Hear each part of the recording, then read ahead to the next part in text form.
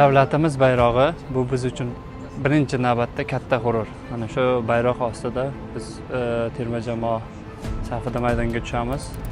Har safar gimnni davlat bayrog'iga qarab aytganimizda biz juda ham katta motivatsiya olamiz bundan. Albatta bu juda ham katta g'urur. Jahon arenalarida davlat bayrog'ini ko'rganda va bir odamga birinchi o'rinda mas'uliyat his qiladi, chunki orqamizdagi 38 million aholimizni himoya qilamiz. Butun davlatimizni himoya qilamiz. Davlat bayrog'imiz yuqoriga ko'tarilganini o'zimda birinchi marta U20 terma jamoamiz bilan Osiyo chempionatida g'alaba qozonganimizda, chempion bo'lganimizda his qilganman. Butun xalqimizning oldida va prezidentimiz oldida chempion bo'lganmiz va davlatimiz bayrog'ini yuqoriga ko'targanmiz. Bayroq bu juda muqaddas narsa. Biz mana shu O'zbekiston bayrog'ini yuqoriga ko'tarish uchun bor kuchimiz bilan mehnat qilamiz. Jahon arenalarida O'zbekiston bayrog'i yuqoriga ko'tarilganda uni so'z bilan ta'riflab bo'lmaydi.